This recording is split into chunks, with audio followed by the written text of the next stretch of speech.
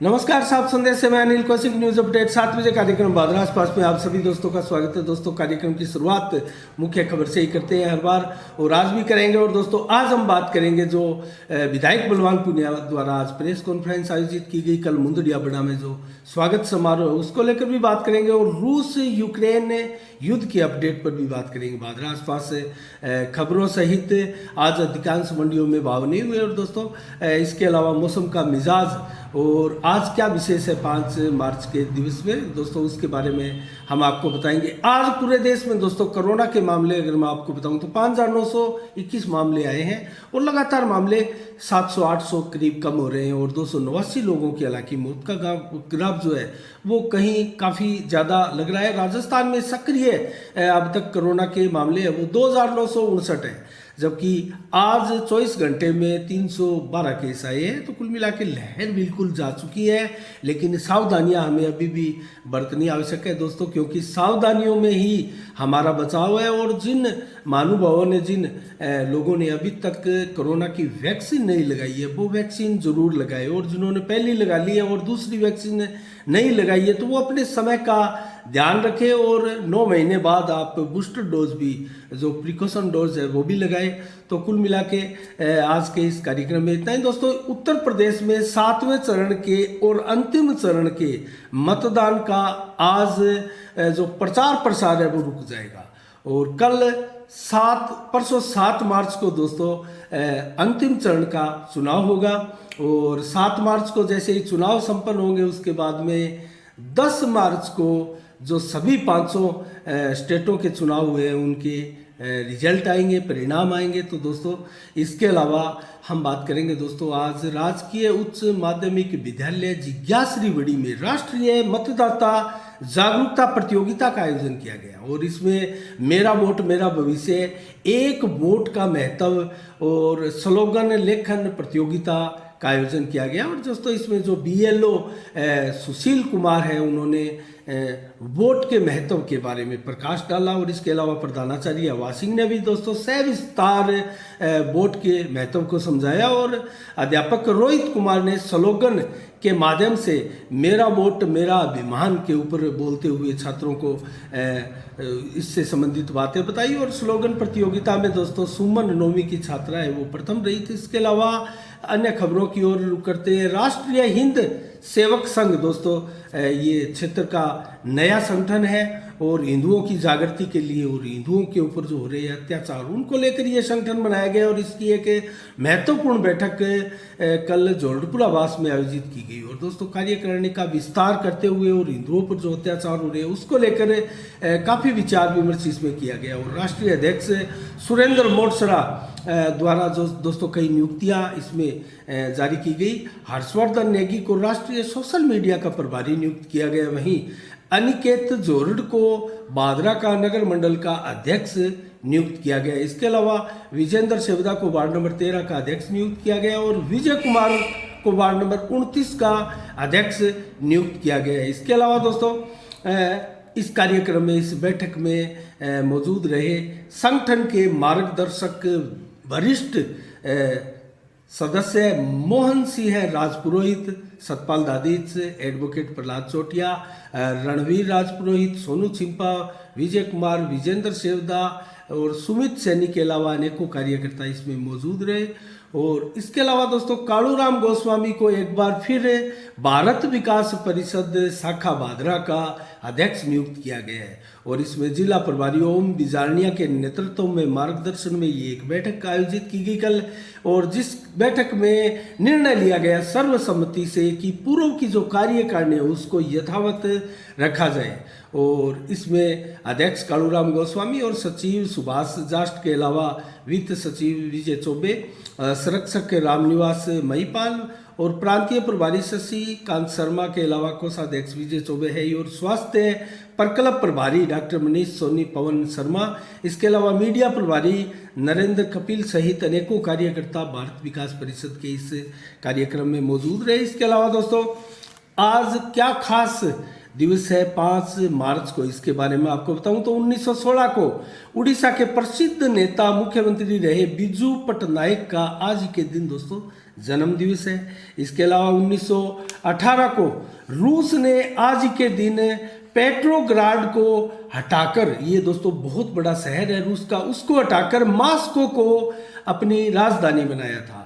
और रूस आज भी पूरी दुनिया के केंद्र में है दोस्तों। जब यूक्रेन और रूस का युद्ध चल रहा है, इसके ऊपर से विस्तार हम आगे आपको बताएंगे। 1959 को मध्य प्रदेश के मुख्यमंत्री और भाजपा के वरिष्ठ नेता, वर्तमान में भी मुख्यमंत्री है, शिवराज सिंह चौहान, उनका भी आज जन्म दिवस है और भाजपा के कार्यकर्ता देश भर में उनका जन्म दिवस मना रहे हैं। इसके अलावा दोस्तों अब जल्दी से हम आपको मौसम के मिजाज के बारे में भी बता देते हैं।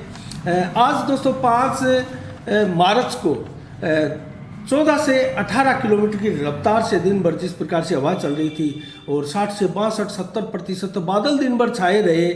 आज धूप तेज थी लेकिन परिवर्तनशील मेघों का आना आज लगा रहा और शाम को भी दोस्तों 22 से 26 डिग्री टेम्परेचर रहेगा। 11 से 14 किलोमीटर की रफ्तार से हवाएं चलेगी। 100% बादल आज छाए रहेंगे और कल भी सुबह से लेकर शाम तक और रात्रि को भी 100% बादलों से आसमान में पूरी घटाटोप आपको दिखाई देगी।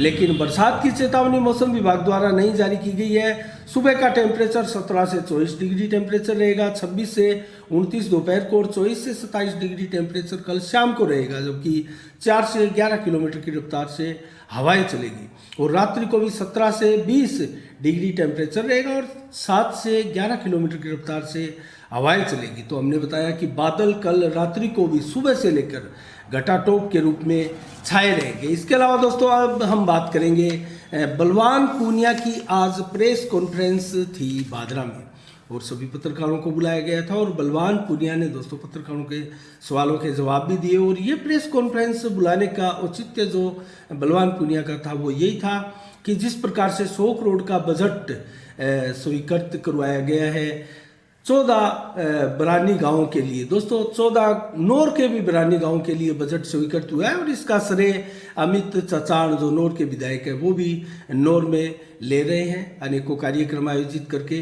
और 2 गांव इसमें तारानगर के भी है, तो कुल मिला के 30 गाँवों के लिए ये 100 करोड़ का बजट है। और उसको लेकर दोस्तों आज प्रेस कॉन्फ्रेंस आयोजित की गई और C65 रेलवे फाटक के बारे में भी बताया कि जल्दी उसको लेकर भी प्रक्रिया में तेजी आएगी और उसका अनाउंस हो चुका है। उसके बाद में जैसे ही उसकी DPR बनेगी उसके लिए टेंडर छोड़ा जाएगा और उसके बाद में संभवतः निकट भविष्य में या फिर इस योजना में तो नहीं, अगली योजना में जब अगर बलवान पूनिया को क्षेत्र की जनता चुनती है तो अगली योजना में ये C65 फाटक जो रेलवे फाटक है सावा का उसके ऊपर बनेगा। तो दोस्तों हम बात करने जा रहे हैं जो कल मुंदड़िया बड़ा में बलवान पूनिया की एक सभा भी है और उस सभा में जो ये 14 बरानी गांव के लोग हैं संभवतः वो लोग इकट्ठे होंगे और मुंदड़िया बड़ा में एक स्वागत समारोह बड़े स्तर पर रखा गया है। संभवतः इसमें बड़ी संख्या में कार्यकर्ता क्षेत्र के लोग इकट्ठे होंगे और बलवान पूनिया का स्वागत करेंगे ताकि बलवान पूनिया ने अपनी आवाज़ विधानसभा में बुलंद करते हुए दोस्तों इन जो बरानी गांव है 14 बांद्रा के उनको एक सौगात देने का भरसक प्रयास किया है। संभवतः ये कार्य जो है पूर्व की बाती इधर उधर ठंडे बस्ते में ना पड़ जाए और ये विधिवत रूप से बलवान पूनिया के कार्यकाल में ही संपन्न हो जाए तो ये बहुत बड़ा अचीवमेंट होगा दोस्तों बांद्रा क्षेत्र के लिए। और इसकी बिना पर बांद्रा क्षेत्र में जो नेक्स्ट अगले चुनाव होंगे 2023 को तो निश्चित रूप से इन 14 बरानी गांव में बलवान पूनिया को भारी जन समर्थन मिलेगा और भरपूर समर्थन लोग यहाँ के निवासी करेंगे। इसका सीधा सीधा लाभ बलवान पूनिया को मिलने जाएगा। कुल मिला के दोस्तों अब तक सभी विधायकों ने इसको लेकर प्रयास किए दोस्तों। अगर डॉक्टर सुरेश चौधरी की 2003 में जब विधायक बने थे उनकी बात करें तो विधानसभा भवन में ही विधानसभा के आगे उन्होंने धरना भी दिया था और दोस्तों जो डॉक्टर सुरेश चौधरी है उन्होंने धरना भी दिया और उसके लिए सर्व पास भी करवाया था और उसका एक सर्वे भी हुआ था। उसमें सर्वे में ज़रूर इसको फिजिबल नहीं माना था 14 गाँवों को, और कुल मिला के इसमें अड़चन आ रही थी कि ये भूमि जो है 14 गांव जो है उनको सिंचाई से वंचित कर के छोड़ दिया गया था। दोस्तों ये भूमि कहीं ना कहीं अन्य गांवों की बनिस्बत ऊंचाई पर है, और जो शेष गांव में जो सिंचित क्षेत्र है उनकी भूमि कुछ नीचे है। तो यहाँ ये टेक्निकली प्रॉब्लम दोस्तों उस समय आई बताई गई, और सुरेश चौधरी ने भी इसी प्रकार की बातें हमें बताई। संभवतः इसमें सुरेश चौधरी द्वारा जनता को बरगलाया गया होगा, या अब बलवान पूनिया द्वारा जनता को बरगलाया जा रहा होगा। इसकी दोस्तों इसका स्पष्ट तो हम इसका उदाहरण तब देखेंगे जब ये काम प्रारंभ हो जाएगा और इसकी नहर बननी प्रारंभ हो जाएगी, जो 100 करोड़ का बजट रखा गया है। दोस्तों उस समय जरूर इन गांवों के लोग जो है वो इन नेताओं पर विश्वास करेंगे। अब तक इसलिए नहीं कर रहे क्योंकि दशकों पुरानी इस समस्या को लेकर हमने कल भी आपको बताया था कि इन 14 पुरानी गांवों की भावनाओं के साथ इन नेताओं ने जमकर खेला है दोस्तों, और कहीं ना कहीं वोट भी बटोरे होंगे। जब पीछे 2 चुनाव पहले की बात है, ज्ञान सिंह चौधरी ने एक बात कही थी और इन्हीं 14 बिरानी गांवों के दम पर एक बार ताल ठोक दी थी, और उन्होंने कहा कि ये मेरे द्वारा छोड़ा हुआ एक बचा हुआ कार्य था और इसको मैं ही पूरा कर सकता हूँ, इस बार आप मुझ पर विश्वास जताएं। और गांव के लोगों ने जो ज्ञान सिंह चौधरी है उन पर विश्वास भी जताना प्रारंभ कर दिया था। लेकिन शेष बागरा के गांव में जो ज्ञान सिंह चौधरी का जो चुनावी कैंपेन थी वो कहीं ना कहीं सिरे नहीं चढ़ पा रही थी, और इसीलिए ज्ञान सिंह चौधरी को दरकिनार कर दिया गया और भादरा शहर की क्षेत्र की विधानसभा की जनता जो है उन्होंने नकार दिया था, और पार्टियों ने भी टिकट नहीं दी थी। तो कुल मिला के दोस्तों अनेक नेताओं ने इसके लिए प्रयास किए, और बलवान पूनिया ने भी भरपूर प्रयास किए और विधानसभा में अपनी आवाज़ें बुलंद भी की है। इसके लेकर कल भी हमने विस्तार से टेक्निकल पॉइंटों के ऊपर समीक्षा की थी दोस्तों, कि क्यों ये जटिल काम है, क्यों ये मुश्किल काम है। जो इंदिरा गांधी नहर है उससे सावा लिफ्ट को पानी मिलना है, और उसको 200 क्यूसेक की जो रिक्वायर्ड इसमें आई है 30 गाँव में, उसका पानी वहाँ से मिल रहा है, और वहाँ जब कैसे पूर्ति होगी, वो जो भाखड़ा और पोंग बांध है दोस्तों उनसे जो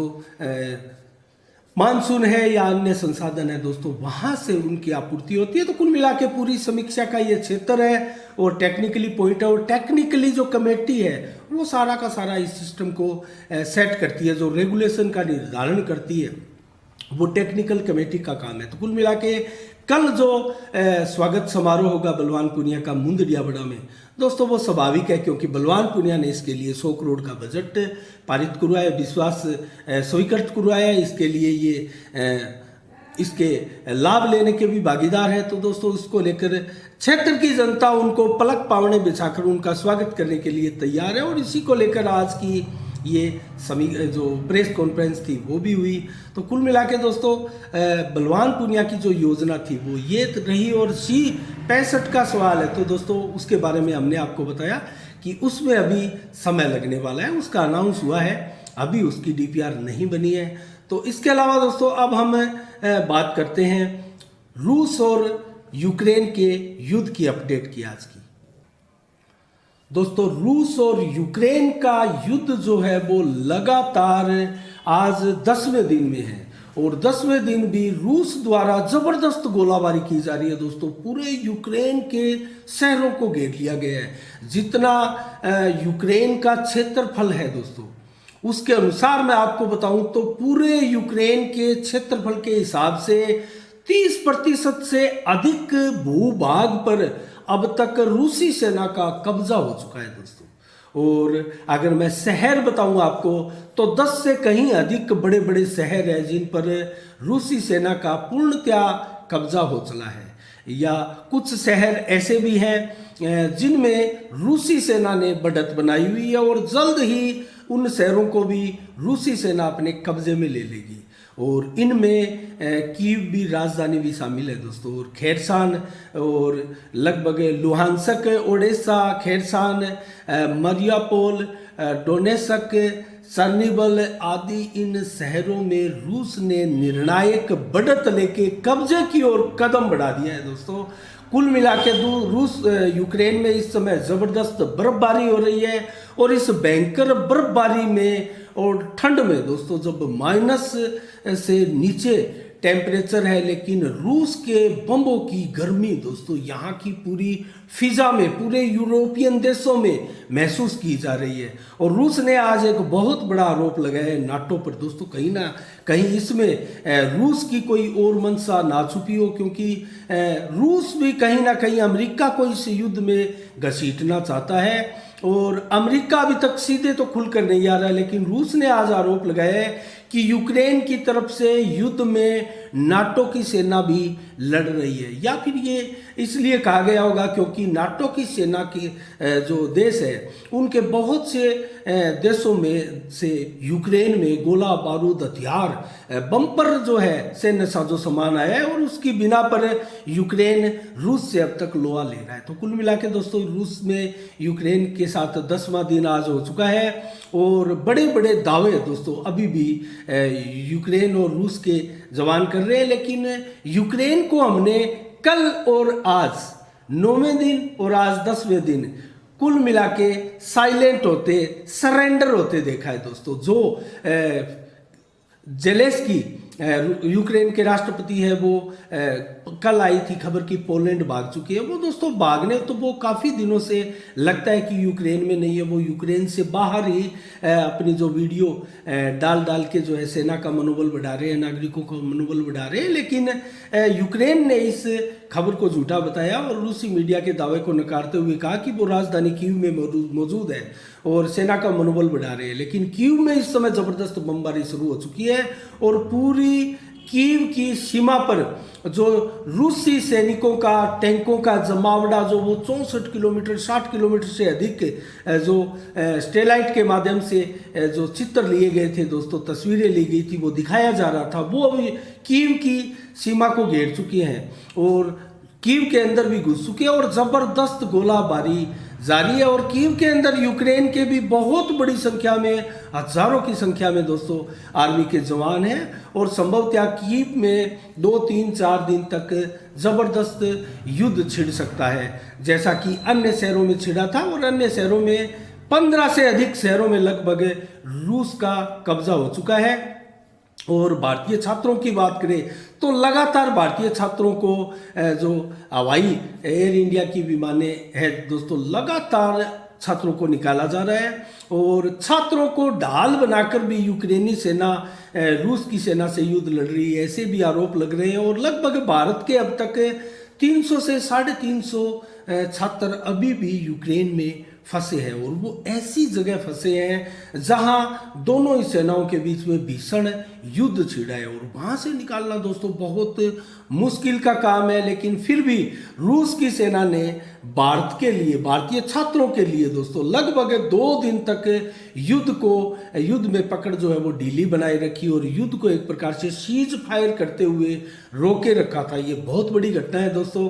और छात्र बताते हैं कि हमने अपनी बसों के आगे तिरंगा लगाकर जो है वो सेफ देशों में शरण ली है, और वहाँ से एयरलिफ्ट के द्वारा भारत लाए गए हैं। तो कुल मिला के दोस्तों, ये जो एक और झटका यूक्रेन को आज नाटो की तरफ से लगाया था दोस्तों।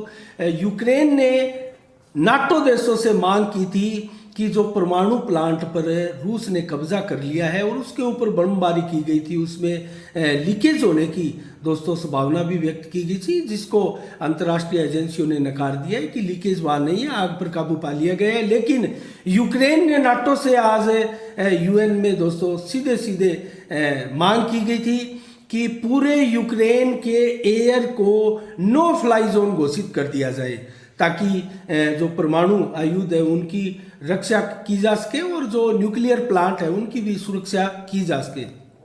इस पर बहुत जोर का झटका यूक्रेन को लगा है, और नाटो ने, अमेरिका ने विशेष तौर से स्पष्ट कहा है कि हम सीधे रूस के साथ जो है युद्ध नहीं लड़ेंगे, और ऐसा हम नहीं करने वाले, और साजो सामान जो है, सैन्य सामग्री वो हम भेजते रहेंगे, युद्ध की जो है रूस की आलोचना करते रहेंगे और रूस पर प्रतिबंध लगाते रहेंगे। तो दोस्तों इससे क्या साबित होता है? कहीं ना कहीं रूस से पूरा का पूरा यूरोपीय संघ, नाटो, संयुक्त राष्ट्र संघ डरे हुए नजर आ रहे हैं। और दोस्तों फेसबुक ने जिस प्रकार से रूसी मीडिया पर पाबंदी लगाई थी, इसको लेकर कल देर शाम को रूस ने भी पूरी फेसबुक पर ही रूस में प्रतिबंध लगा दिया है। तो रूस भी अब बराबर एक्शन ले रहा है। रूस की सारी यूनिट दोस्तों चाक चौबंद हो रही है और रूस के एक एक अंग को इस वक्त पूरी सतर्कता के साथ देखा जा रहा है और उसकी मंशा साफ साफ विश्व में दिखाई दिए जा रही है कि कहीं ना कहीं रूस विश्व की महाशक्ति बनकर उभरना चाहता है और वो अपने आप को अब महाशक्ति जैसा सलूक करने लगा है और अपने आप में एक ऐसी मंशा पाले इस युद्ध को लड़ता जा रहा है। और आगे की जो योजना है, जो वार प्लान लीक हुआ था जिसके ऊपर हमने आपको कल बताया था, उस वार प्लान में भी यही सब कुछ है। अब नाटो देशों को रूस द्वारा यूक्रेन विजय के बाद में छेड़ा जाएगा और ये युद्ध रुकने वाला नहीं है, कहीं ना कहीं विश्व युद्ध की ओर संकेत है। तो दोस्तों आज की रूस और यूक्रेन युद्ध की अपडेट में इतना ही। तो आज के शाम के 7 बजे कार्यक्रम में इतना ही दोस्तों। कल ठीक शाम 7 बजे फिर आपसे रूबरू होंगे नई खबरों के साथ, नई समीक्षा के साथ। तब तक के लिए आप अपना बहुत बहुत ख्याल रखिएगा, मुझे दीजिएगा इजाज़त। साफ संदेश से मैं अनिल कौशिक, नमस्कार, जय भारत, जय जय राजस्थान।